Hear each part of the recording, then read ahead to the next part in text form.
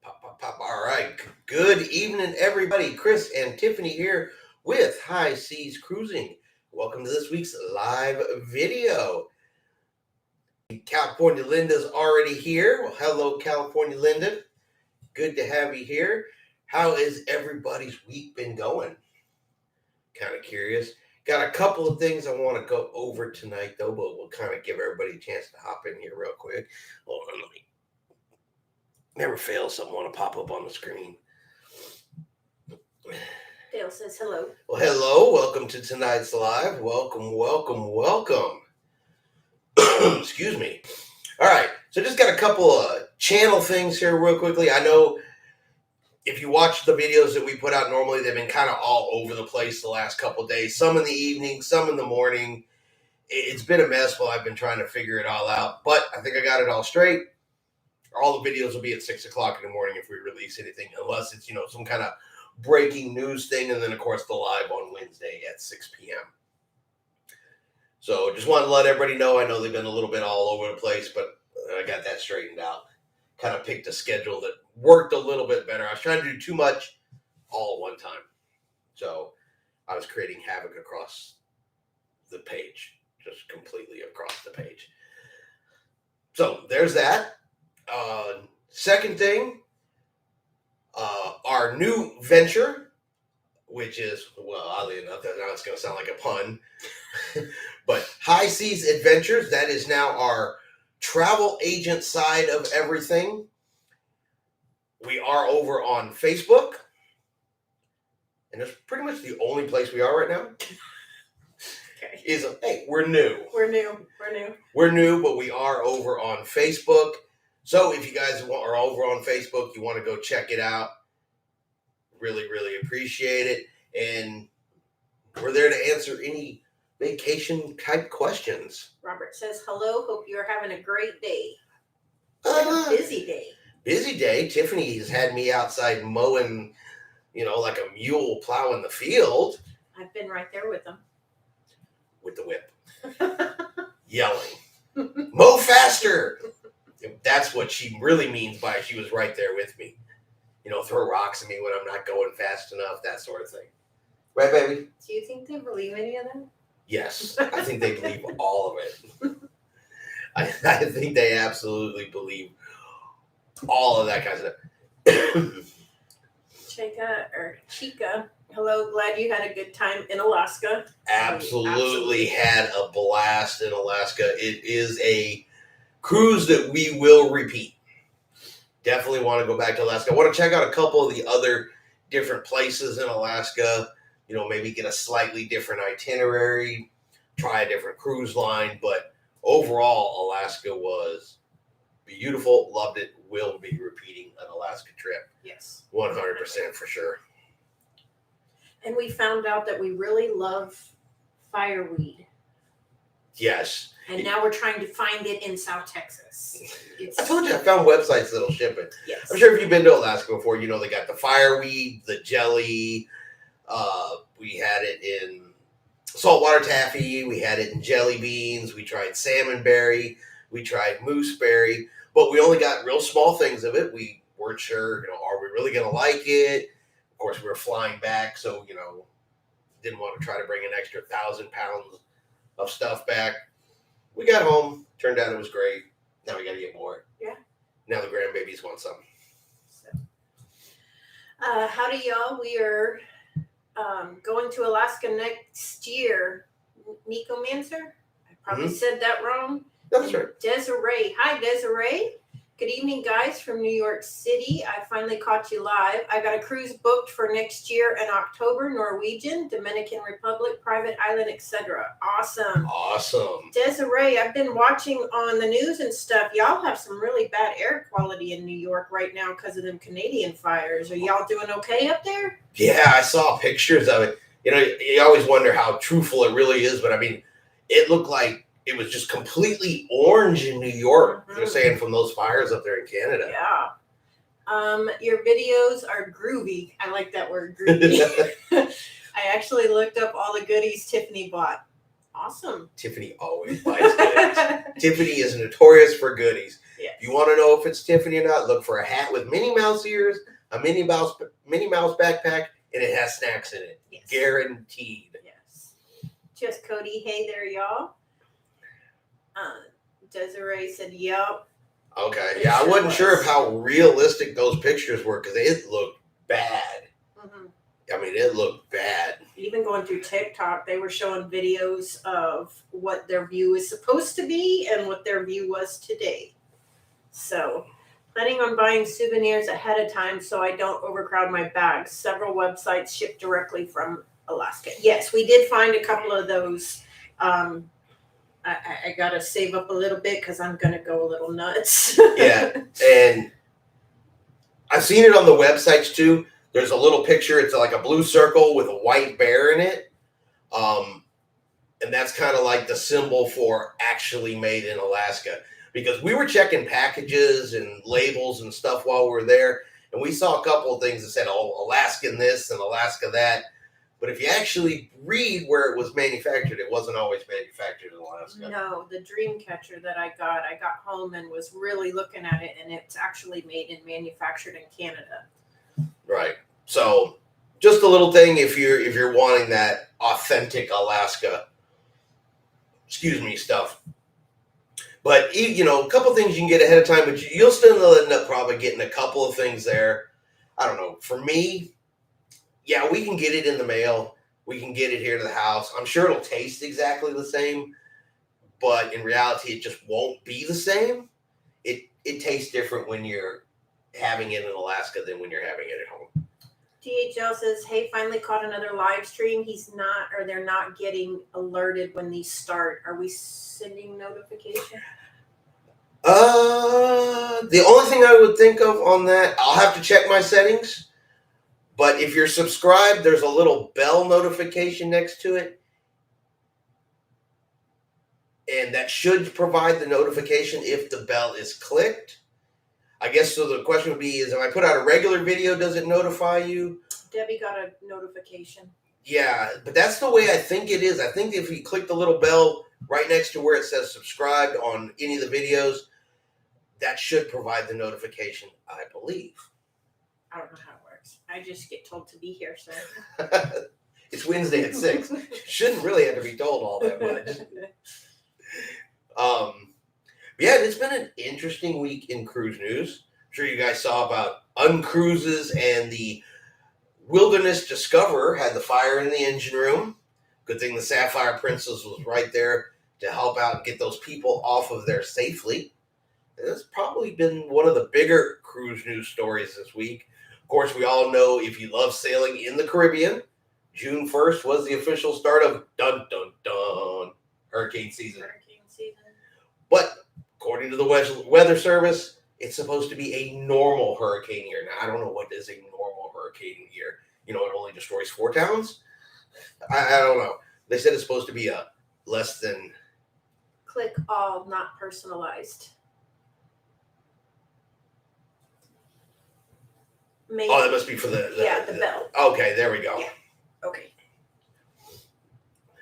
Yeah, I should know that better, but I spend so much time on YouTube that half the time I'm on there when new videos come up. Because I do watch other content creators, which actually brings up a story. It was cracking me up. So I follow other content creators. I go through Facebook. I like to read John Heald's page, the brand ambassador for Carnival, because some of the things those people write in, they're knuckleheads. We have a whole show on Saturday based on what those knuckleheads write in. They're insane. But I think one of the best ones I saw today, and I think it's a good something to remember, though. So another content creator, a much bigger one than me, he put out a video talking about how his passport got taken. He's currently on a British Isles cruise, stopped in Ireland, and did a video about his passport being taken. Now, I'm going to assume that someone decided to write a comment in based purely on the title of the video. Because if they'd have done just a hint of research, they would have known better. But basically, they wrote in, said, "You're not allowed to take our passports. I'm told never to give up my passport. I refuse. I'm an American. Carnival better do better, this and that." So, I don't know if anybody else read that. And of course, John Heald responded to it. And the response simply is, these are the requirements in Ireland. If you've never traveled through Europe or ever been over to Europe, there are some countries that they take your passport, they stamp it, they check it, they give it back to you. Ireland is one of those that on a cruise, you're going to see that. And that's it. That's the whole situation. But there was an entire comment about this. I'm an American. To pound my chest. I'm an American. Was it La Vida Loca? Yeah. And so, I like to remind folks, and I know those of us that cruise all the time, we all know. But just because you're an American doesn't mean jack, in somebody else's country. You're in somebody else's house, somebody else's rules, and screaming, "I'm an American," ain't gonna get you shit. Excuse my French. They'll said it happened in another country with their rules. Exactly, right? And I guess I don't understand people in that crazy mentality sometimes. Do you go over to your friend's house and act like that in their house? That, oh, it's your house, but I do whatever I want? It's no different than it is going to another country. You go over to their house, their country, their backyard, and you follow their rules. Yes. Yeah, Tony is having a blast there, it looks like. Yep, so you know exactly who I'm talking about. Yep, and Tony put that video out. And yeah, they're having a good time. And I don't know. I just really got the feeling that the individual who wrote that particular comment simply read the title. Yeah. And then immediately started typing. And what's funny is he sent it to Carnival and says Carnival's got to do better. And while Princess is a Carnival corporation, under the Carnival Corporation, Tony's not actually on a Carnival ship. They're on a Princess ship. I think that just makes it funnier, personally. California Linda suggests purchasing pottery, photos, and crafts from local artists and catch a can for souvenirs. So that's a good idea. Another one that thinks they're privileged. Yeah. It's amazing how people believe that works in other countries. I have the right to. I can do this. I'm an American, so I'm allowed. That means nothing to these people in other countries. They don't care. And of course, you shouldn't go over there and act like that anyway. That's why in some places, Americans have a bad reputation in foreign countries because of people like that. If they would just go over there and be respectful and happy to be there, and work within what the system is there, it'd be so much better. I'm an American, don't work all over, and enjoyed your cruise. Yeah, I'm an American does not work all over. Yeah. Not even remotely close. But they think it does. It's insane. And I just assume that that's got to be people that have never actually left this country and gone to other places just for the opportunity to immerse yourself and experience the way others do things. I think that's half the fun of cruising, though. Oh, yeah. I don't want to go someplace where they all act like they do here in my own state. Yeah. I can stay home for that. I want to go someplace where they're different. They have different customs. It's a different culture. That's when you learn and you can experience, and you come home with a much better appreciation of the places we get to go and visit. Oh, yeah. I think that's one of the huge perks of cruising. The fact that crew members on board cruise ships can come from, 60 plus countries on every single ship you get on is nothing but a great opportunity for cultural exchange. Yeah.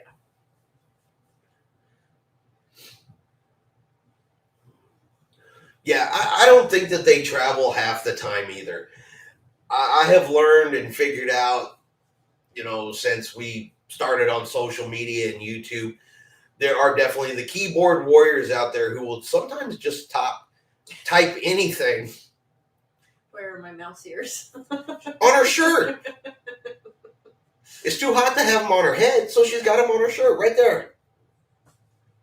I'm telling you, You can pick Tiffany out anywhere if you just look for some Disney mouse ears on her somewhere. She almost always has some kind of mouse ears on her. THL says, I go on a cruise to feel like a pirate, not to feel like an American. I can do that at home. I love that. I'm with you. Yes. Yeah, absolutely. I feel like a pirate. I love that. I do too. I do too. And I've pretended I was talking like a pirate on ships before. Oh, yeah. So I completely get that. Missed them on her shirt. I'm telling you, they're everywhere. She's known for it. It's very humbling to go to another country and not speak their language. You have to try harder to communicate. Yeah. Yep. You sure do. But I have found out that a little bit of patience and a little bit of sign language and stuff like that, we always manage to make it through and try to learn some stuff that we can. But yeah, we always make it through. I do not go to another person's country and expect them to speak English. No. Absolutely not. DHL says, after a few drinks, everyone is dancing like Jack Sparrow. You all haven't seen me dance. It probably looks like that before I start drinking, which is why you've never seen me dance. The funny thing about that is it's only people from the United States that go around saying I'm an American. You can be from Mexico, Canada, and still be able to say that you are an American. That's true. But, I guess I've never been in a public space or been on one of these forums where, someone's pounding their chest going, I'm, English, I'm Scottish, I'm German. You just don't see it. Yeah. You just don't see it. It's like some kind of weird mentality. Yes. That Americans have. Don't get me wrong. I live in this country. I love my country. I've been in the military for my country. I don't have a problem with my country, but I do think that there are some of us that are a little fuller of ourselves than we ought to be. And that a little travel around the world can teach you some humility. Mm-hmm. And teach you that just because that's how it's done in your town does not mean it's the best way or the only way when you look at the world as a whole. Yeah. Does that make the most amount of sense there? Even when we took the kids with us, and we were, I don't remember where we were, but they were talking about the school and the minimum wage, and Dylan's eyes were just getting huge when he was seeing all of that stuff. Freeport. Yes. That was in Freeport in the Bahamas when we were heading over to the resort, because that's the tour guide that said the only day the kids, there's 4 times a year the kids get spanked, like a religious, and that's report card day. Yes. Yeah, I remember that conversation, and he was joking. We should all scheme to go around and just say we are Canadian. Maybe we can pass on our reputation to Canada. We will call it, even for all the smoke they're sending us. Actually, best of luck. Our Canadian friends are getting those fires under control. Yeah, hopefully they do. Because, that looked bad. I mean, that orange smoke, that's got to be suffocating for everybody in the path of that. And the fires in Africa that happens, that we get the smoke. It's not near that bad, but it's still. I thought we got dust. Or dust, smoke. We get the dust that comes across with the jet stream. Okay. Either way, it's still. Yeah, it gets a little hazy, but nothing like they saw right there. Nothing at all. But so I just wanted to share that quick story to let everybody know that, especially if you're a new first-time cruiser and you're going to places like Europe, they may ask you for your passport. They may take it, check it, stamp it, and give it back to you. Don't freak out if the cruise line's asking you for that sort of stuff. And because refusal simply means you won't get off the ship in that country, period. And so if you want to go to some place like Ireland and watch it from from your balcony on the ship or standing at the railing, watching the green and the castles and the towns and all that go by. The fluffy cows. Those are Scottish cows. Well, I'm sure they have them in Ireland. But if you want to see all that from the cruise ship railing, be my guest. Not me. They can have my passport. I'll hand it to them as I'm running down the gangway. Yeah. Nico Answer says, I wish I had Jack Sparrow's drinking stamina. 1 drink and I'm done. So that's about us. Which is because we don't drink. Yeah. We always have this this crazy plan. Every time we go on a cruise, I think, okay, one of the things we can film is we can get a different drink every day and film it. That way we could share, some of the drinks on board ships. It's a plan. People like to drink. Sounds like a good idea. We'll get one, and then it never happens again because we're like, Yeah. I mean, we had the drink pack. Our last 2 cruises, we had Princess Plus, which includes all the drinks we want, or 15 a day, I think Princess is, each, and we get one. High Sea bar crawl. Now, if you're crawling to the coffee shop, Tiffany's with you. I'm right there. She'll crawl to all the coffee shops in one big circle. Honestly, that's about as far as we'll crawl to the dessert bars, too. Yes. Them gelatos were amazing. The gelato was good. Yeah, you'll catch me crawling there. But honestly, that's about it. Yeah. Well, welcome to the show. Hello, hello. Yep, all is well. I said we were just talking anything and everything cruising, sharing some funny cruising stories. I'm tired. So Tiffany worked me hard today.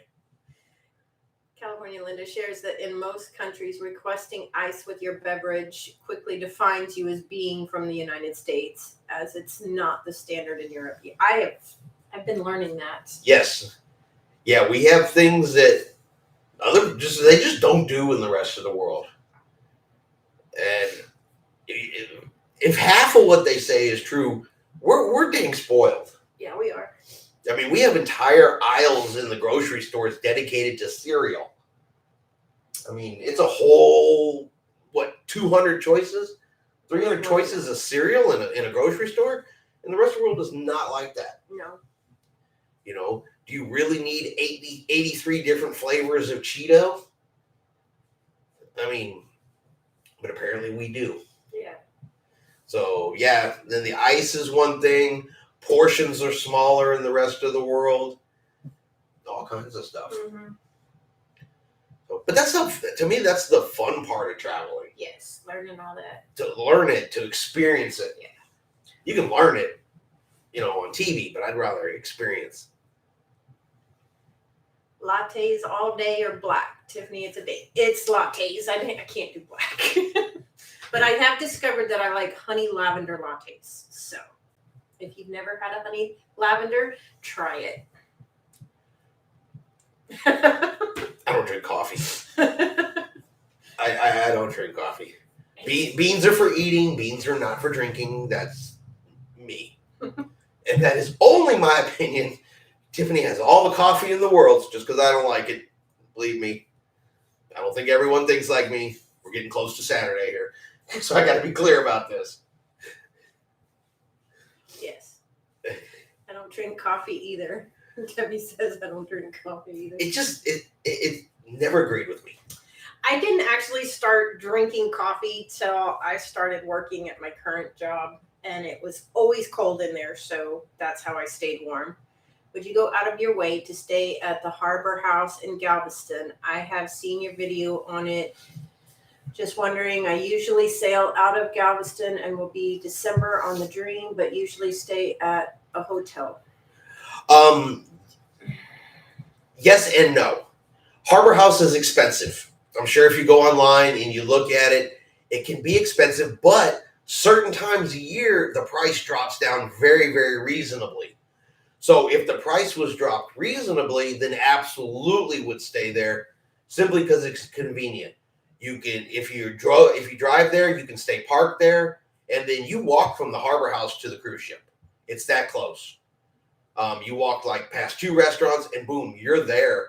And if you go outside of the Harbor House, right there on Pier 21, I'm sure you've seen it if you sail out of Galveston. I mean, the ships are just right there. So it's absolutely worth it if the price is reasonable. In the off seasons. In the off seasons. December, I don't know if you're going to get off-season prices in the December. We went in January is when we stayed there, and we got it for $140 a night, which for the Harbor House is reasonable. Yeah.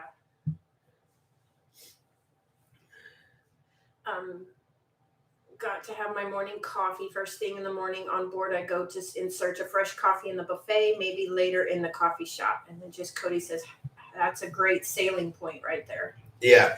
So normally we will stay over on the seawall side,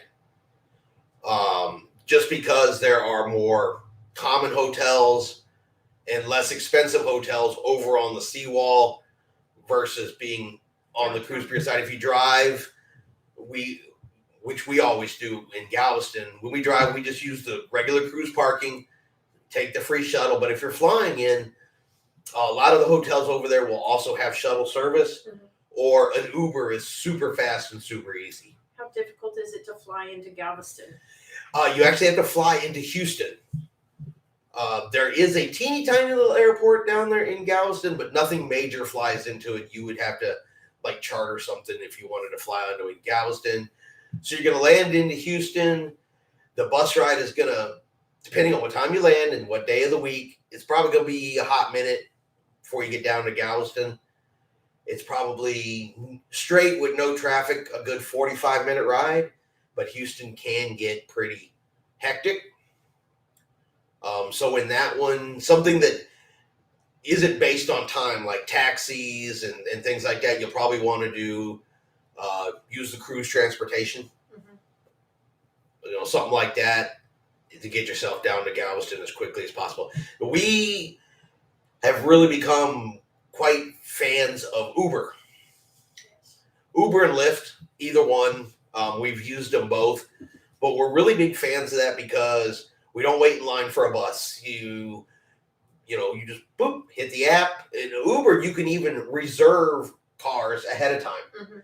So like when we went to the cruise port in Seattle, we took an Uber from the hotel. I reserved that Uber the night before just to pick us up at what time we wanted to go, and boom, he was there. He was there early. Yeah, he was there early, and boom, we were gone. Yeah. And compare it to taxi prices and what some of these, even these, transportation that the cruise lines do, airport transfer can be 30, 40, 50 bucks from a cruise line. Per person. And then you're crammed into a bus. If you're already two people, you're already paying $100 to ride this cramped bus. You might as well get a car, essentially a car and a driver. Yeah. And not deal with anybody else, honestly. Attila the Fun says, go to the Hobby Airport if possible. It's 30 minutes closer than IAH. Yeah, Hobby. That one's also in Houston. That is absolutely correct. Uber is allowed in the port of Galveston now. I think it's already started. Yeah, they can't. It may have changed because we haven't used Uber in Galveston in forever and ever and ever and ever. Ever since we started driving there, they used to be able to go. Like there was a spot that wasn't quite right next to the terminal. It was like a row or two over where they could do ride share, but none of the cruise terminals in Galveston are so big that if it's a couple lanes over, you're put out in any way, shape, or form. Yeah. Debbie says they always go in the day before. Yeah, even then, Uber it. If your hotel doesn't provide something. It recently changed, but don't know when it officially starts. Yeah. Now, if you're going into Houston, if you go in a day early or even 2 days early, and you want to do, there's quite a bit to do in the Houston area. If you're not familiar with it, look at things like City Pass. City Pass is very good. Houston has it. But there's also things to do down in Galveston. Said if you go over on the seawall side, you can go down to Pier 21 and watch cruise ships leave. Tons of places to eat. They got the Paradise Pier down there. Got the Moody Gardens is down there. So there's tons of stuff in either place, especially if you fly in a day or two early. And that one we're absolutely completely familiar with because that is the cruise port we sail from 99% of the time. Yeah, is Galveston. That's the one we're more expert on than anything. Yeah, I know that because they're also one of the cruise terminal 25, which I think is the second one. What used to be Terminal B or Terminal 2 is actually Terminal 25 in Galveston. That one is also fixing to go under construction. So it may be a little chaotic down there for the next few months. but they're doing like a multi-million-dollar upgrade on that terminal in anticipation of the Jubilee arriving. That's where Carnival sails out of, and they need more space. It's got to be updated. They got to be able to push a lot more people through quicker. Yeah. And I thought you saw something. And so that terminal needs to be updated and upgraded, which, I mean, in my opinion, I think Galveston is absolutely one of the fastest ones I've ever been through. It's faster when we went through Canaveral. Yeah. Mobile was very fast, but I still think Galveston is one of the fastest ones I've ever managed to get through. It was definitely faster than Seattle. Yeah. I think it's faster than with Disney, but Disney really sticks to that. You're not getting on until it's your turn. Well, no, I think the problem with Disney and Galveston is they're only there for a couple months. Yeah. So they don't have that full time each and every couple of days. I mean, remember, Carnival's in there day in, day out. But we've only sold out of Port Canaveral. We've only sold Disney. Oh, I thought you talked about Disney in Galveston. About in Port Canaveral. They really push that. You're not getting on until it's time. I guess. I still think Galveston is one of the fastest ones out there. I'm scheduled to sail on the Jubilee next May. First time sailing out of Galveston. I think you're going to like it. For all the times we've been down there, I've never had a problem down there at all. We've always been able to get a hotel. We've always found something good to eat, places to park if you drive. We've never really had an issue in the terminal as far as getting on the cruise ships. They're all up to date with the latest technology, facial recognition, all that kind of stuff. So the only one that's down there in Galveston that's a little slow is Disney Cruise Lines, and they just don't do it day in and day out from Galveston. They're there 3-4 months tops, and so they're kind of makeshift setup versus the Carnival, Princess, because Princess just runs off the Carnival backbone, and Royal Caribbean, of course, got their whole own terminal down there. They're just lightning fast. Yeah. She's telling just Cody to plan a day in Galveston, enjoy Moody Gardens in Galveston. The penguins are so cute. And during the winter, the Festival of Lights are a great way to enjoy the holidays. That's true, yeah. And if you're going to be down there in December, Moody Gardens is, it's moderately priced. They do have, if you haven't picked a hotel and Moody Gardens is something you're interested in, they do have a resort. You can actually stay on the property there. You can just check it. Moody Gardens, just Google Moody Gardens in Galveston, and it'll bring it up. They got 3 big pyramids. It's a rainforest. There's animals, and I think the other one's a museum, like a historical museum, and then the Festival of Lights. So, yeah, California Linda's right. That's real pretty during the holiday season. Excuse me. But that's another option to stay at. We have not stayed. We've been to Moody Gardens, but we have not stayed in the resort. We've looked at it a couple times. Yeah. But we just actually haven't stayed in Galveston to actually stay there. But it looks nice. Thank you. I will have to do that. Thank you. Funny thing is, I thought the first time Chris said Booty Gardens. We don't talk about Booty Gardens when Tiffany's on the live. All right. That's a whole other place in Galveston. And we don't talk about that with Tiffany on the live. Have you gone to the Rainforest Cafe in Galveston? Yes. Just watched a YouTube video where a guy went to all 18 rainforest cafes in the U.S. and Canada, and their favorite was the Galveston one. To be 100% honest, yes, we've been to that one. Rainforest Cafe is a unique experience. It's cool, thunder, lightning, animals, all this other kind of stuff. But honestly, I have never once been impressed with the food at Rainforest Cafe. Never once. Only my opinion. People love it, hey. But the food there just does not impress me. And so at the end of the day, you're paying quite a bit for ambiance and not real pleased with your dinner. I'd rather pay for a good meal. Yes, getting through the terminals and on board in Galveston is usually pretty quick. Just stick to your scheduled arrival time, please. Yes. Oh, it's terrible. Just made for Okay. kids and I just didn't want to offend anybody by coming out with that one. But yeah, I don't like the food there. I mean, it's a cool place.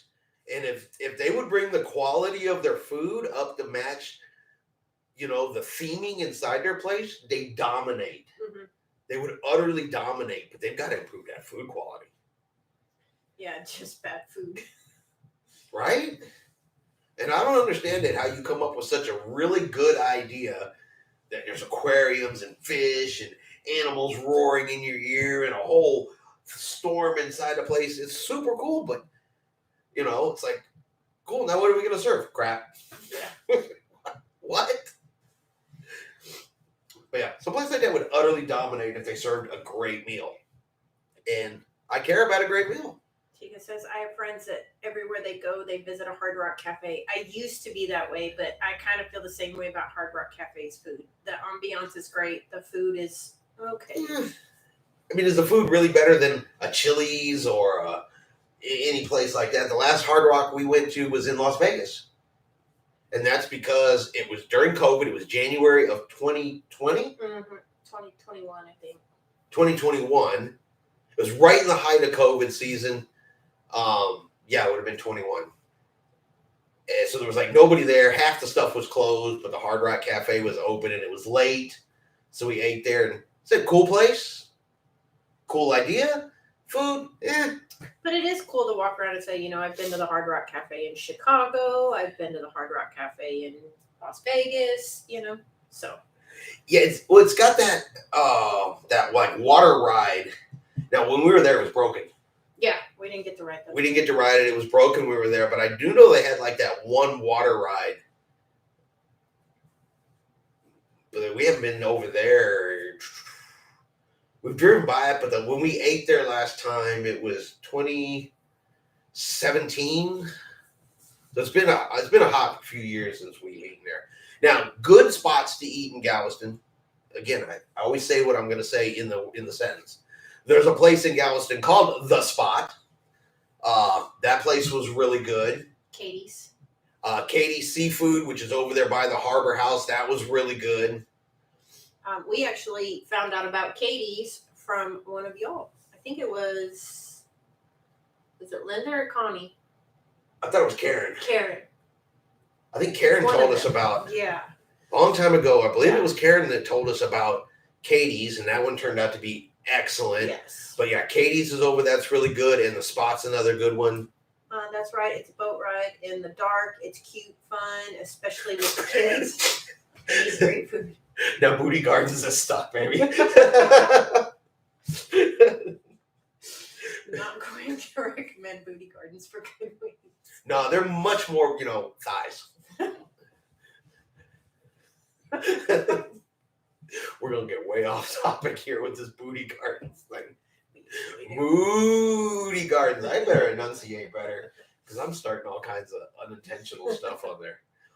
But I'm sure other people who've been out of Galveston can also name some other good places to go eat.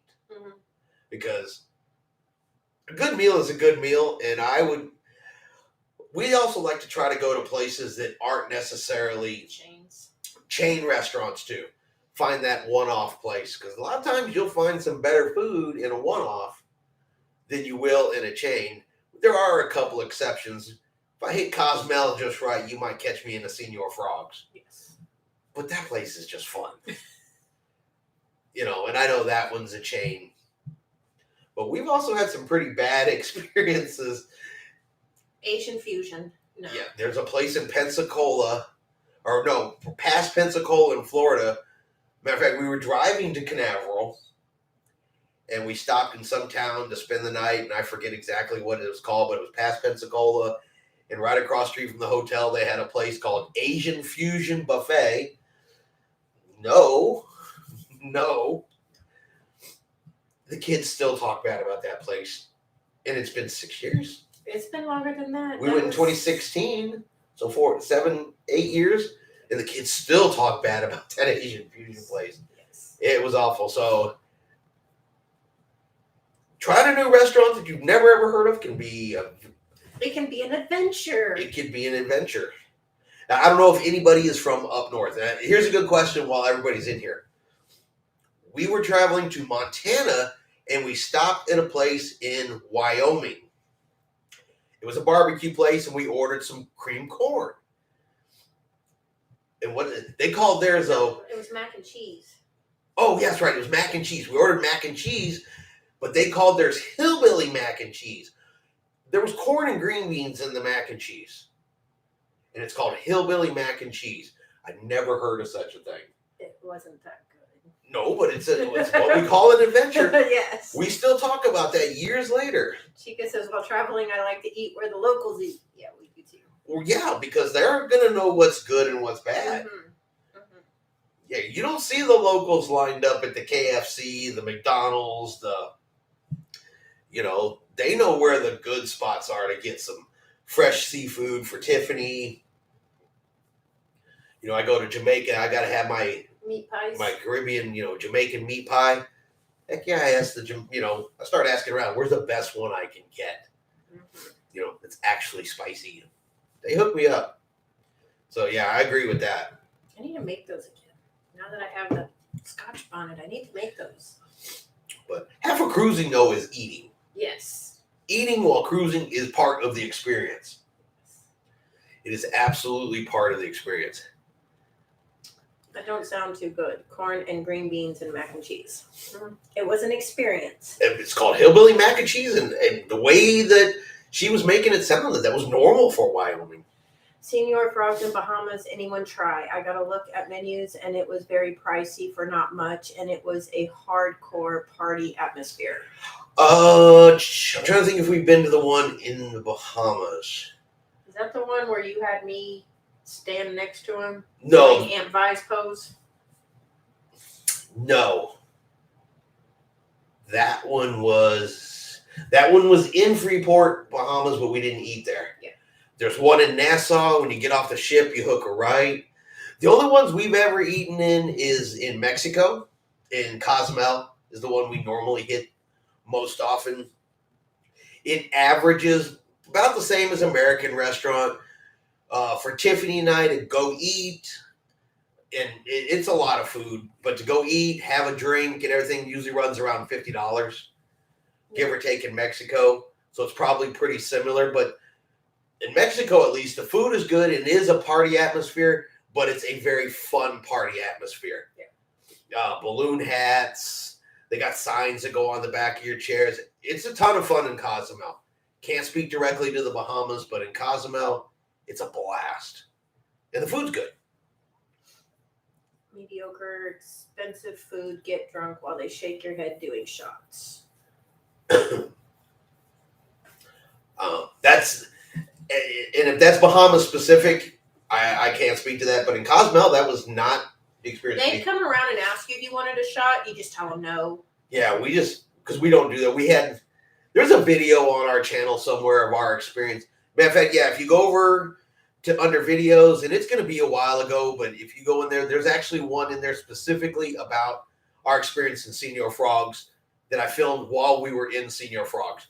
So you can actually see exactly what was going on in there. I was at the Bahamas. It was so expensive and not great. Okay. Yeah, it sounds like the Bahamas one is not nearly the same experience that we had in Cozumel. THL says, first cruise I went to Senior Frogs. Don't remember much, but do remember kind of getting back to the ship. That's a lot of fun. Yeah. They'd have roll. Back in a wheelbarrow. Yeah. No, the only time we had an experience similar to that was when we went to El Chiles in Cozumel, the last time we were there. Oh, yeah. On the Ruby Princess. We went there for lunch. And it wasn't expensive, but yeah, we had the big fishbowl drinks. And then they were giving us the tequila shots at the end. Yes, because when you walk by, they're trying to pull you in. And we told him, no, we'll be back. He said, remember my name? What was it, Roberto? Yeah, Roberto. And so when we came back, we asked specifically for Roberto, so he gave us free tequila shots. I can't even talk. I'm thinking about the tequila. Yeah. Now, if you're going to the Bahamas, though, like if we're talking Nassau, which is one of the most common stops, and if you like seafood, I would probably avoid Senor Frogs. Maybe go over to the fish fry, get yourself some conch fritters, something like that. You'll probably have a better meal experience than I would say you probably would at Senor Frogs, especially looking at some of the Bahamas Senor Frogs comments. Probably wouldn't be the best choice. Yeah. But I like Chica's idea. Just go enjoy a drink and people watch. That's fun too. I love to people watch. Yeah. I just know it's hard to, I guess, enjoy people watching from it unless you're watching the people in Senor Frogs. Yeah. Because it does get loud in there. Because it is a bit of a party atmosphere. Only have seen their t-shirt shops. Yeah, so I would go. Drink enough and you'll be the one people are watching. Very true. Very, very true. I don't know. I don't think no. Well, we've only really seen it really bad from that one time when that lady was throwing up on the bus. Yeah. Yes, heading to the fish fry next time we go to Nassau. Yeah, that's where you're gonna get in Nassau, where you're gonna have an opportunity to get try and taste some different local foods versus places like Senor Frogs. Like I said, we don't hit that place very often. It's a Cozumel thing once in a great while. And the last couple times we've been to Cozumel, or anywhere in Mexico, we ventured out of the cruise port and go find something to eat. Chica says I'm too old for that. Yeah, the last couple, and I completely get that.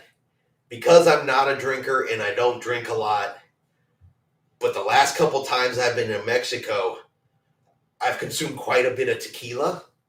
It does not start off as the plan, but I've had more tequila than I've normally had ever. And I've gone back to the ship early twice because I just was, I was getting tired.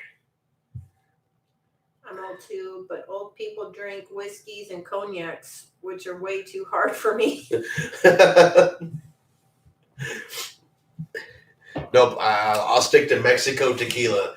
That is probably the only thing I will drink with any type of consistency these days. And it's got to be that good, smooth Mexican tequila. Mm-hmm. That stuff, it goes down like water, unfortunately. But yeah, the last couple times we've even eaten down there, all they want to do is give you that. Say no to the tequila. It's not the hood stuff. No, it's not. No. It's that good, smooth. Sipping tequila. A good sipping tequila. I like it because it doesn't burn all the way down. Well, and I talked about it one other time, but I really wanted to get a nice bottle to bring home. So you go over to, one of the tequila, and I go out of the cruise port to buy tequila when I'm in Mexico. I don't buy it in the port, I leave the port. So I went over to the tequila place. And of course they have 20, 30 different types and flavors. And they'll let you taste every single one of them until you pick the one you want. So by the time you find one you really like, you're half drunk anyway. Yes. It's a little fun. I've seen from your videos those restaurants outside the port look pretty good, and they gave y'all a lot of food in Cozumel. Yeah, and half that food was complimentary. It's complimentary. Yeah. Yeah. Loved Alaska, loved the Bahamas, but Mexico has got to be, that's probably our number 2 favorite place to go is Mexico. I think Alaska's moved into number 1. But Mexico is easily one of our favorite places to go. Excuse me.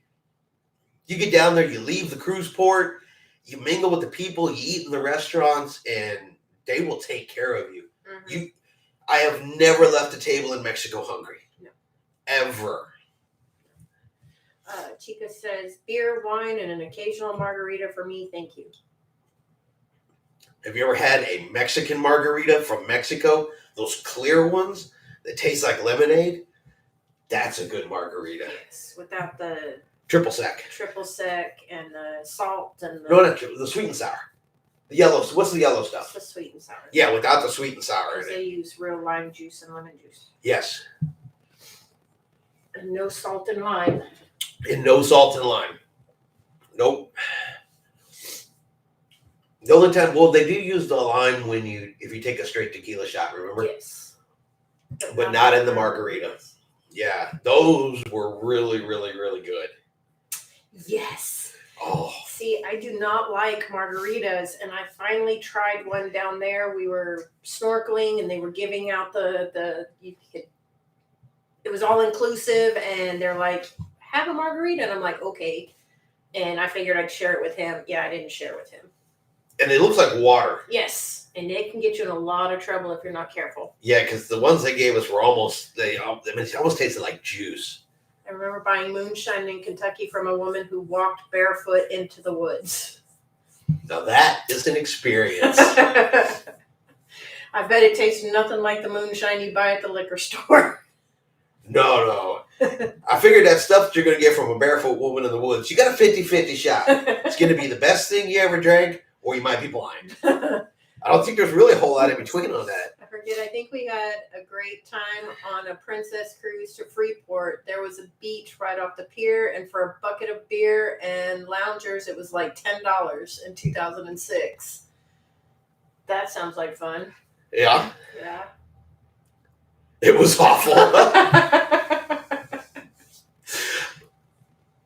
But just think, 2006, it's now 2023. You have the awesome story of being able to, I was in Kentucky and I tried moonshine from a barefoot woman in the woods. Exactly. That is just a good story. Yeah, the moonshine was awful, but you didn't have that story and you didn't taste it, it wouldn't be the same. Yeah. That's the kind of stories that we like to accumulate. We don't have any good moonshine stories, but we got a few along the way.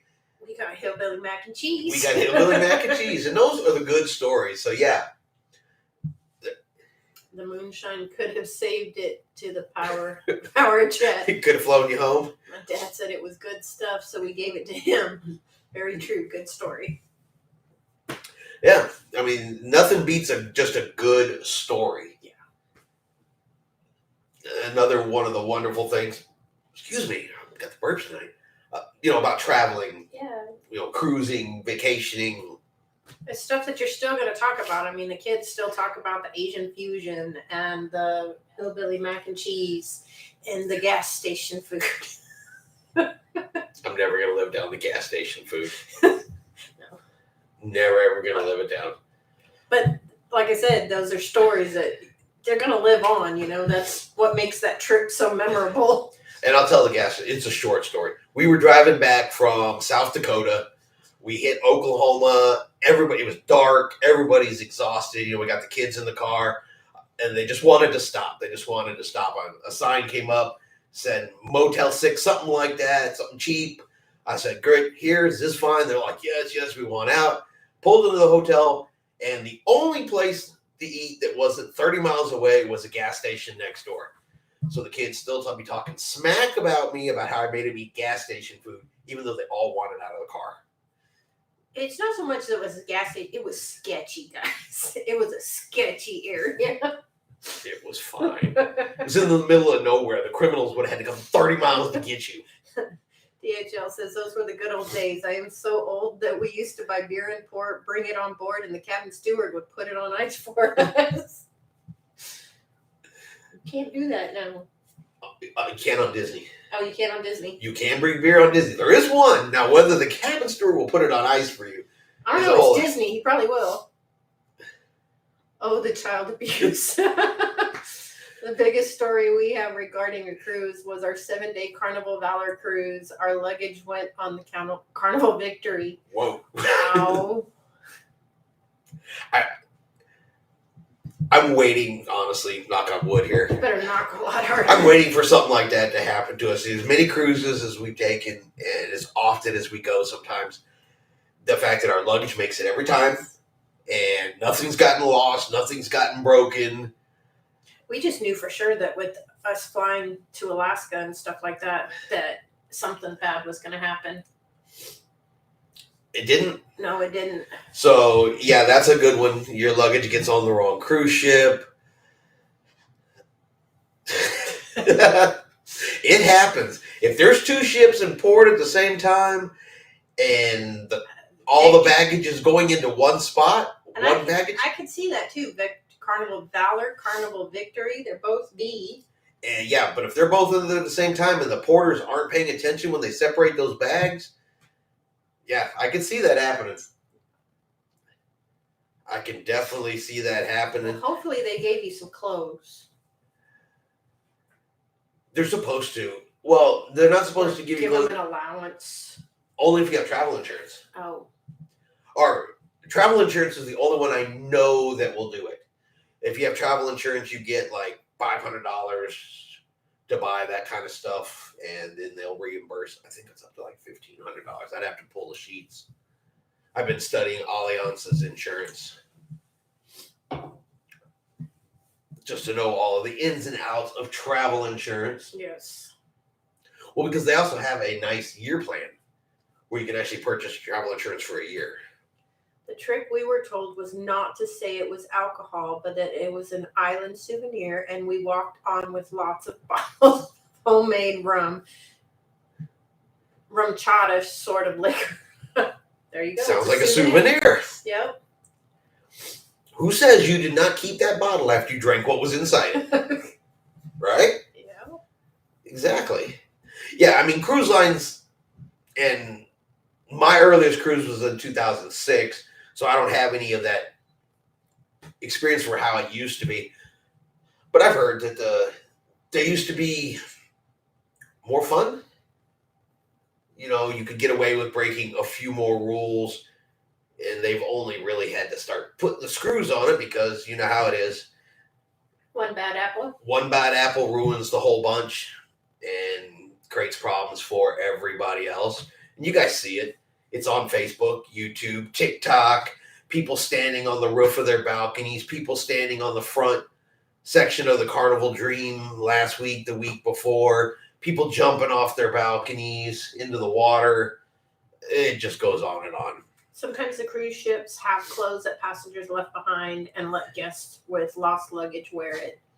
Home decor. There you go. They gave us $300 to buy clothing at our first port stop of Puerto Rico. We went to the mall, and when we got to the register, they had a power outage and almost kicked us out, but felt bad for us. Okay, so your story just is getting worse and worse. I thought it was bad enough your luggage went the other way. They immediately wrote down and calculated the cost and let us pay. Wow.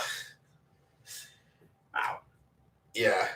Well, it's still an adventure. You got some clothes and you have a story, and there, yeah. You can say that now. Yes. Then, oh yeah, I'd have been. You probably, yeah. I doubt we would have been super happy at the moment. I'd have probably been pretty livid. It probably would have had to been, a couple of years later, it becomes funny. Yeah. But yeah, I can understand how at the time it wouldn't necessarily be hilarious. That part I get. Especially because in my carry-on, I have cameras and computers and stuff I need for the week to make the show.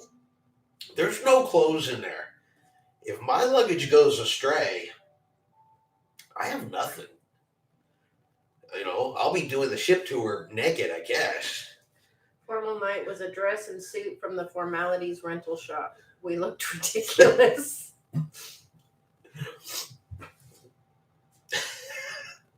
Your story I'm trying not to laugh about another person's misfortune, so hopefully you also believe that it is funnier years and years later. But we're just going downhill here. John Heald Airline lost his bag. He had to stop at Walmart on his way to the terminal and buy random clothes to wear for his cruise. Yes, that when he was on that was out of Mobile, Alabama. Wasn't that your cruise? I was on that cruise with him. Yeah. Yeah, he looked so funny at the beginning until they found his luggage. They did find it, and they got it to him. But he was on the ship to film a little bit before the cruise, and yeah, he was wearing some mismatched Walmart stuff. He looked bad. THL says, "Oh, I thought it was hilarious." Good. I want you to think I'm, yeah, it was the last sailing of the Carnival Ecstasy. Was that cruise there in Mobile? I was on that ship. They were not the only ones. They got sat at a table with two other couples who had lost their luggage too. That's almost like, when you go to the wedding, you have that table over there in the corner. Oh, no, they put you at that table. Yeah. We're going to put you over there with the other Lost luggage folks. Wow. All right, you have officially won for the worst cruise story in the room tonight. Pull all the undesirables together. Yeah. It's almost how they make it sound like. Chica says, "I hope you still had a good time. We got lots of free drinks." I imagine. I said, it's good that you can laugh about it later because things are going to happen. Yes. I mean, we know things are going to happen. Unfortunately, luggage is going to get lost. Ports are going to get missed. Things are going to happen. Tours are going to get canceled. I said hurricane season just kicked off here on the 1st, so we're going to have some storms. We're going to possibly see quite a few itinerary changes here for the next few months. Some cruises to get back late, all that kind of stuff. And all we can really do as experienced cruisers is roll with the punches. Mm-hmm. Just to roll with the punches. I like to cruise during hurricane season. It adds the extra air of adventure. Will my ship come back this week or not? Do I get extra free sea days? Do I get more sea days? Will I be wet every time? Things like that. Will the boat rock me to sleep or throw me out of the bed? These are questions that only can get answered during a good hurricane season. Yes. So it's extra adventurous. Yes. Plus the cruises are cheaper during hurricane season. They're usually less expensive. Probably not this year. But normally during hurricane season, the cruises are usually less expensive.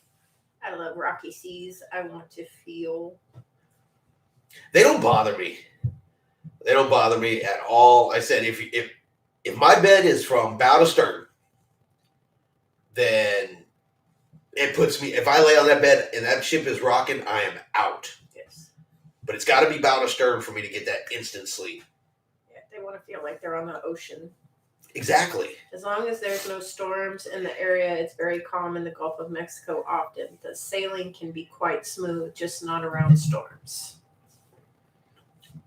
Yeah, I would have to say, and it could just be our pure luck, but the last couple of January, Februarys we've gone out, it's been a little bumpy.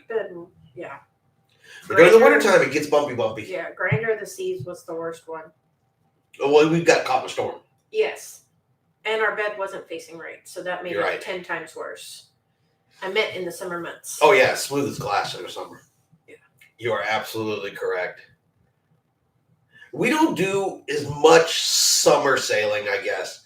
A lot of times, June, July, and August, we kind of step back from cruising for a while. That's the busiest times, the most amount of kids. They're packed to 110% capacity. And then because they're like that, they charge a little bit more. So I like to step back and wait in September. October's good. January, February, April, May, usually the months for sure that we hit. Yeah. And then a little bit here and there, depending on, if it's a special cruise or something like that. But I like what most people would call bad weather on and see rain, clouds, and snow. Yeah. As long as I'm on a cruise, I don't really care. Yeah. I know that one time it was raining and everybody got out of the pool and was running for cover, and Chris and I got in the pool. What ship was that on? I don't remember, but it's like you're in the pool, you're gonna get wet anyway, so it wasn't lightning or anything.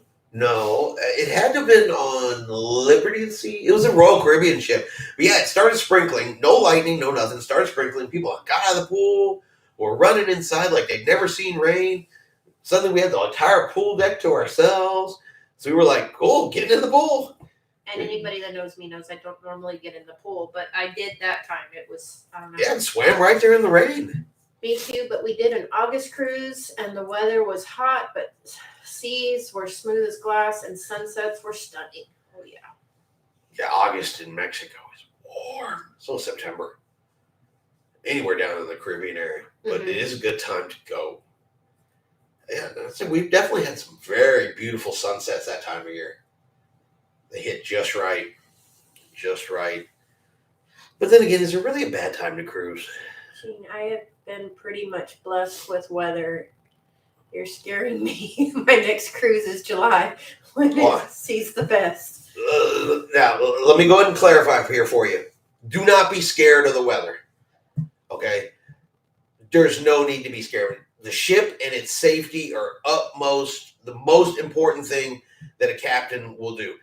On our last cruise, I think Captain Smith, he said it the absolute best. When it comes to safety, he takes care of the ship. The ship is the most important thing. And he says the reason for that is because if he takes care of the ship and keeps the ship safe, then all of the crew and passengers inside the ship will also be safe. Takes care of the ship, everybody inside the ship is safe. That's why he said ship first. They do their best to avoid this stuff. Now, you may get a little bit of rain. And when we're talking rain in like the Caribbean and down there, usually they're Caribbean showers. You know, they last a little bit of time, they go away. Not a big deal. The ship moves a little bit, you know, depending on the seas, but we're talking, it ends up with a gentle rock. Rarely is that sucker flapping, bouncing, and banging around all that much, to be honest with you. But believe me, if you've never been on a cruise, you want that little bit of a general sea rock. You want to feel it, especially at bedtime, because you're going to feel like a baby getting rocked to sleep. Your head's getting that pillow in your eye. It is a good thing. D'Angelo says, before kids, we always sailed during hurricane season. Saved us lots of money. Now we have nerves of steel when others are feeling dizzy from a little ship rocking. Mm-hmm. Yeah. When is the sea the best? So between June 1st and October, November in the Caribbean, the Gulf of Mexico, Caribbean, Florida, up that way, it's hurricane season. So there's always a chance that you will have a hurricane, which means, and what that means for a cruise passenger is possible itinerary changes. Your ship may have to stay out longer or something like that if they've got to avoid a big storm. It's not something that happens all the time. No. I mean, we sailed out. Hundreds of cruise ships are out there sailing. Yeah. And that one time in Galveston, the hurricane hit the day after we left. Oh, it was starting to come in as we were pulling out of port. Yeah. And the captain's like, we're gunning it. We're out of here. Yeah. And they have to leave port. Cruise ships cannot be in port during a hurricane. They must be at sea. So if you ever hear about they stay out longer because of storms, that's why. They can't bang them up against the dock, which is all that'll happen if they go into port. So, but yeah, don't worry about storms. Believe me, captain will tell you, hey, it's coming, this and that. And only occasionally are they bad. If you watch the news, there was all that stuff, 2 weeks ago now? Yeah. About the Carnival Sunshine. And while I know it was a rough storm, I know the ship got banged around, they blew that up like a hot air balloon to make it the worst story they possibly could. They left big parts of that story out. There was an MSC cruise ship that was got caught in some of that weather. There was a Royal Caribbean cruise ship that got caught in some of that weather. But because there wasn't a TikTok video showing some damage down on deck number 1, they didn't blow it out of proportion. You know, that ship came in, disembarked, re-embarked, and went right back out. Yeah. So, and that's one of the worst ones we've seen recently. Mm-hmm. So, I don't think you have anything to worry about. No, you'll be fine. Yeah, saves a ton of money if you go out during hurricane season. Crystal Robinson, going again on Vista in September, prices were more affordable. Yeah. Yeah, if you catch those prices, some good time to catch prices are going to be right after the kids go back to school, because it hits that September off season. September, October, you'll do pretty good. First week or two in November. Then you're going to go into the holiday season. Then look at January, February is good. March is spring break. March into April is spring break.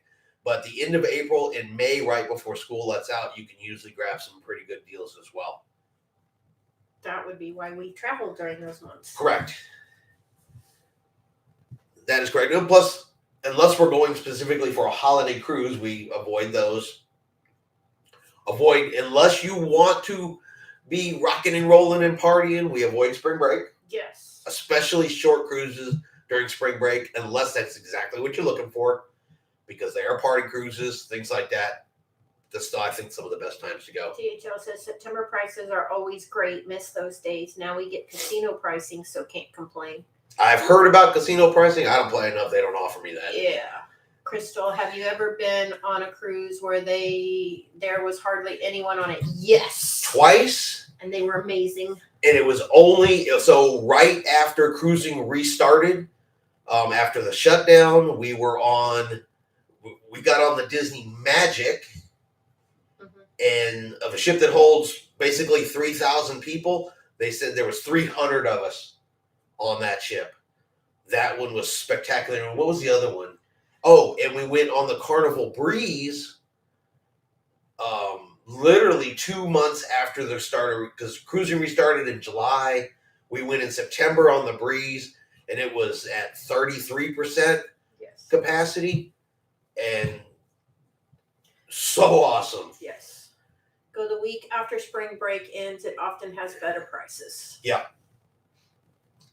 Yeah, exactly.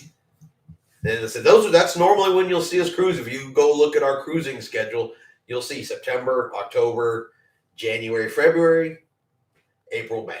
Yeah. And that's pretty much how we do it. Yeah. I think only one time we went in March. We went in March for the Carnival's 50th. Uh-huh. And did we go somewhere this March? No. We didn't go anywhere in March. No. We went in April. You went in March. No, we went twice in January, once in February, skipped March, and went April, May. Yes. Yeah, okay. So so there's definitely times you can go where, this day and age, though, I think probably going from this point forward, 2023 forward, ships seem to be sailing pretty much at 100% capacity. And I think that's going to be normal. I don't know if you guys have been seeing it, but more and more cruise ships are being overbooked. Cruise ships are starting to do what the airlines do. So it's estimated that on average, 16% of all booked cruises will cancel. That's one of those travel agent statistics they say. So the cruise lines are overbooking roughly by, a percentage that they do. Let's just say it's 16% overbooking a cruise under anticipation that when it's all said and done, they'll sail at 100% capacity every time. So we are seeing more and more cruise lines overbooking. Initially they said, oh, it's our booking engine, it's this, it's that.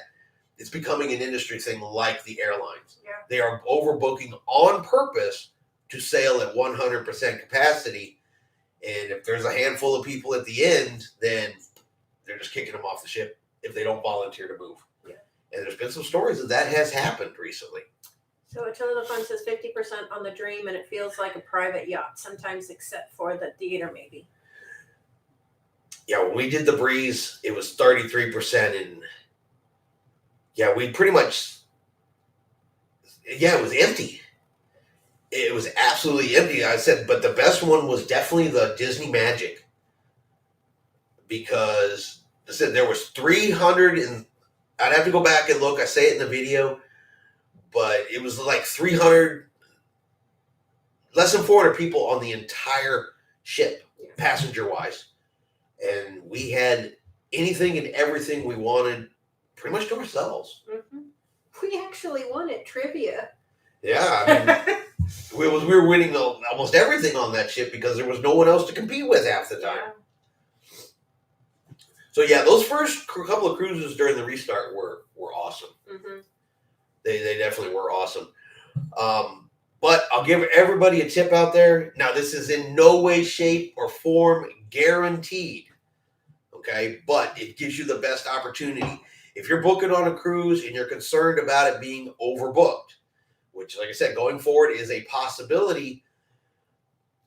The best thing I can suggest is to pick your cabin. Pick a specific cabin. Don't get a guaranteed cabin. Yes, guaranteed cabins are less expensive. You throw in a guaranteed cabin, get you the absolute lowest price. They assign it to you later, but that's where you're seeing some of the overbooking. And chances are they will boot someone in a guaranteed status before they'll boot someone that's actually assigned a cabin. So just a little tip. And I said that's not guaranteed, but it gives you the best probability of an overbooking not affecting you. Yes. Especially if it's a cruise you really want to go on. But some of the offers they're putting out, if you're really flexible, you get on one of those overbook cruises, usually they're giving you 100% refund and then some on top of it. And if you go the week before or after, though, you can also make out like a bandit. There was somebody talking about that on the elevator on our last cruise. Yeah. I don't remember exactly what they wound up, or they wound up not taking it because there was more people in the party or something. I don't know. Yeah, but if you do it right, and you're super flexible, like if it happened to me, I could usually go the week before, the week after, especially if it's out of Galveston. Yeah. I would jump on it just because you basically end up with a free cruise. Royal actually is messing up and double booking the same rooms. All the cruise lines are at over 100% capacity because I believe that is based on double occupancy, and any third or fourth is over 100%. Right. Yeah, during the summertime, they'll averagely run about 110% of occupancy, which is your third and fourth passengers. Because you're right, 100% occupancy is simply based on double occupancy. So when they run higher than 100, that's the third and fourth passengers on board the ship. But yeah, they are overbooking, and they're doing it on purpose because they expect roughly, a certain percentage will cancel before every single cruise and won't make the ship. So instead of them sailing off with 10 empty rooms, they'll overbook what they estimate the percentage to be. So they sail with 100%. And when the overbooking hits the news and it's like, we got to do this and that, it's because they estimated wrong. But airlines do it. Every airline does it every single time. When we were at the airport last week, I can't think of the number of times I heard the announcement come over. All right, we need to see if someone wants to take a different flight. Kept hearing that announcement over and over. It's become standard practice in the airline. But you know what I did find out? That apparently it's only legal to do that in the United States. The airlines can't do that overbooking garbage anywhere else. Huh. Like in Canada, they can't do it. It's not allowed. I think it should be illegal for all businesses. I said that's what I was just saying. Apparently, it is illegal to do it anywhere except in the United States. Yeah, it's illegal to do it in Canada. Airlines cannot overbook in Canada. So it's apparently USA, but I've seen a couple of cruise lines have been over in Europe, so I don't know. I don't know if it's because I don't know. Maybe they because they booked here, they can get away with it. I'm not sure how that works. But yeah, overbooking's kind of BS. For cruises, I mean, airlines, it's enough of a pain in the butt. But for cruises, it's a really big pain in the butt. Yeah, Yeah, you take the time off from work. You plan your vacation. You get your family together. You get airline tickets, hotels, get everything in motion to go on this vacation, only to be told the last minute, oh, sorry, you got booted.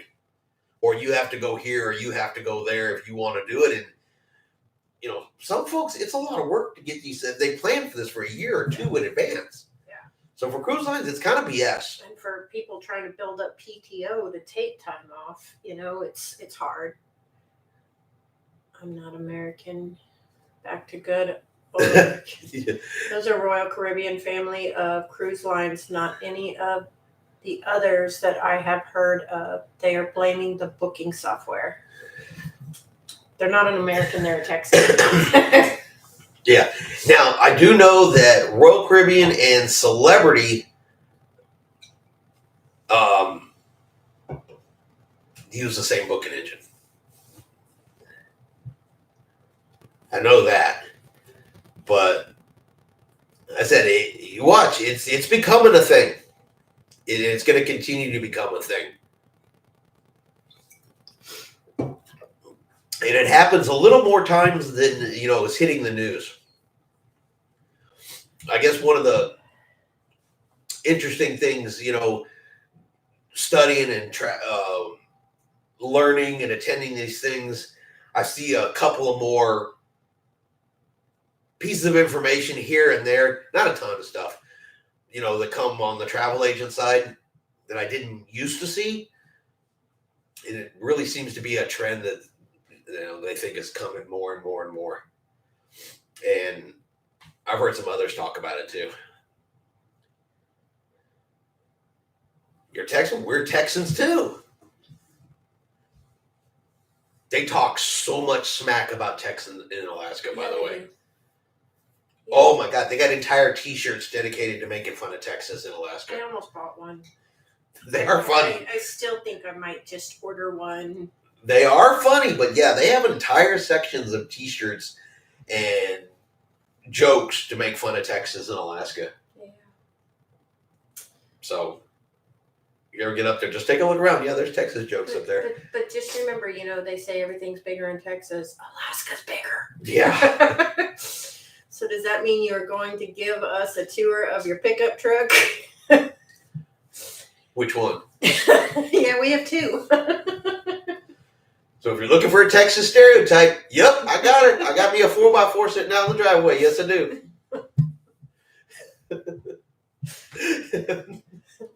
Because Alaska is bigger. I gotta see that now. Oh, yeah, got a T-shirt. It's an outline of the state of Alaska with Texas in the middle of it. Talking about who's bigger now, that kind of thing. Yeah, it's funny. It's funny, and I can't remember if I filmed that section or not. I can't remember if I filmed that show. I don't think I did. I think I just stopped and showed it. I think I'm gonna have my daughter make me one. There we go. You get beat up in Texas. When is the High Seas Texas Barbecue video tour?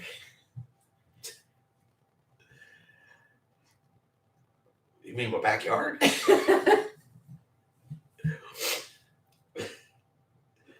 Yes, I got smoking pits in the backyard. I get called out for every Texas stereotype, and I got them all.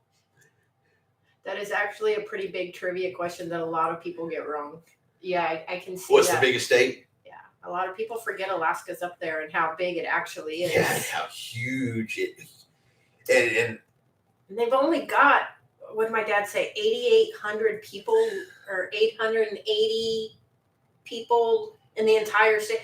San Antonio is bigger than the entire population of Alaska.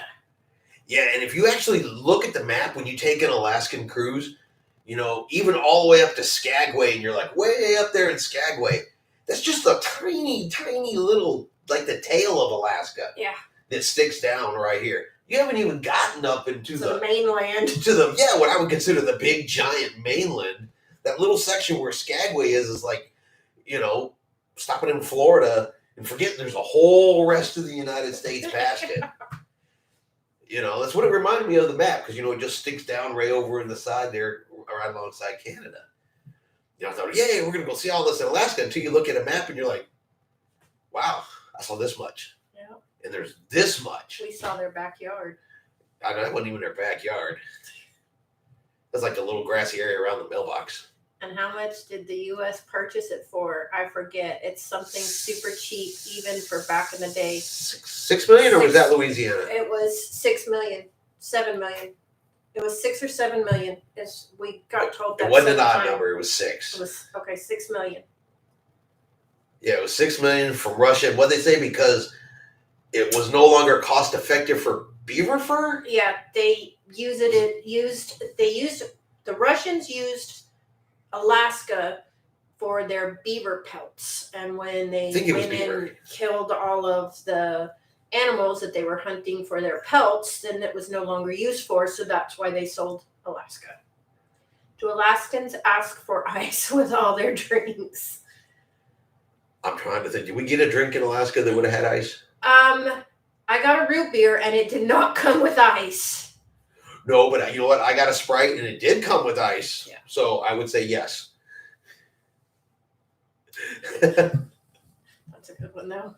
That is a good one. It's on a roll tonight. It's definitely on a roll. But yeah, We got jokes. So they have good root beer up there too. yeah. But all right. We have been on here for about an hour and a half. So I think we're going to get ready to shut this down. I said, if anybody has any additional questions, concerns, comments, anything like that, definitely feel free to put them in the comments below. All that'll pop up and available once the live goes into replay. Everybody here, if you haven't done so, if you guys would do me a favor and hit that like button. Our likes are getting higher every week. We're getting up there. Slowly, but slowly, which is perfect. But I want to thank everybody for joining us tonight. Like always, it is always so much fun just to sit here and just have conversations about whatever's going on in cruising and whatever side road we end up heading down. Texans always be drinking tall boys, non-alcoholic, but still tall cans. Everything is bigger.